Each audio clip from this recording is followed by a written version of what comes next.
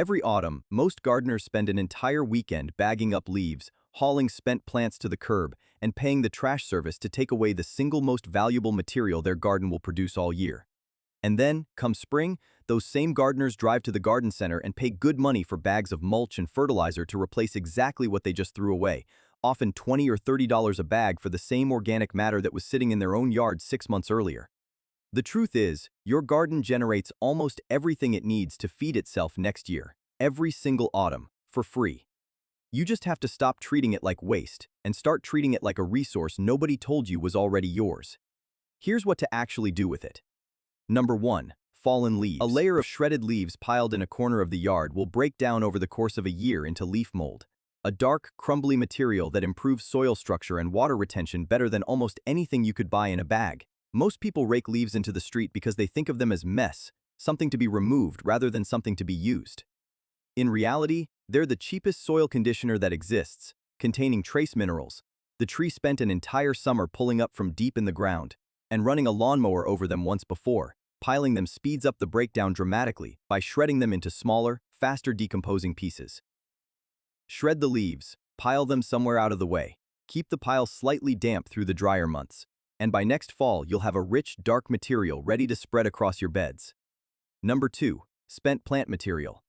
When your tomato vines, bean plants, and squash foliage finally die back, resist the urge to pull them out and throw them away. Instead, cut them at the base and simply lay the cut material flat across the surface of the same bed it grew in.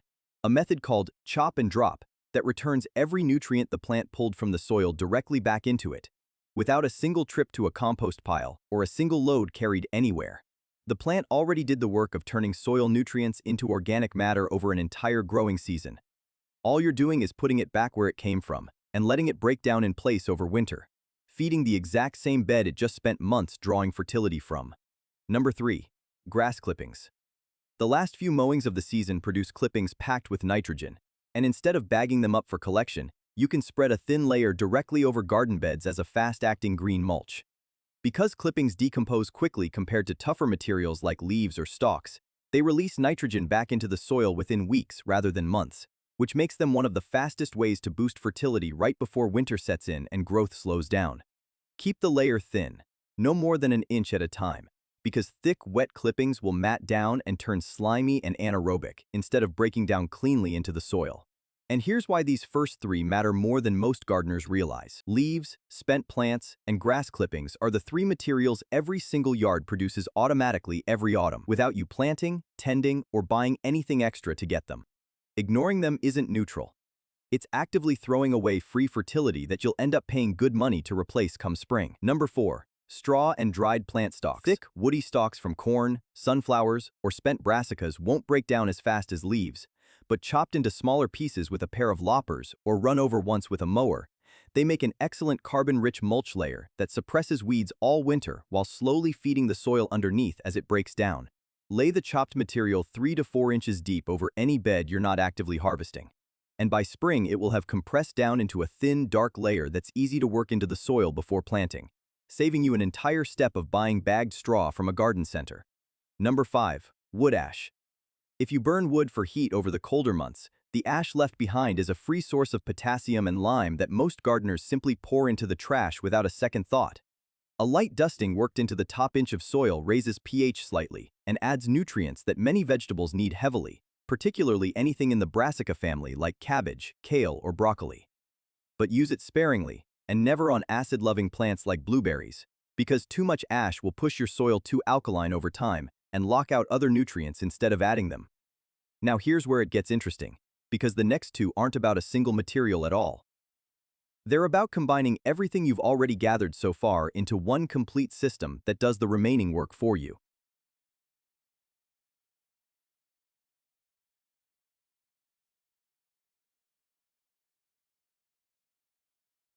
Number 6. Fall sheet mulching.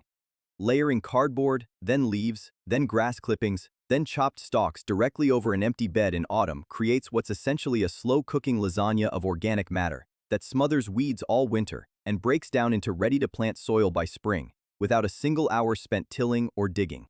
Wet each layer as you go, so it stays in contact with the layer beneath it, and starts decomposing immediately instead of just sitting there drying out, and by the time you're ready to plant, you'll be digging into loose, dark, fertile soil instead of the compacted, weedy bed you left behind in October.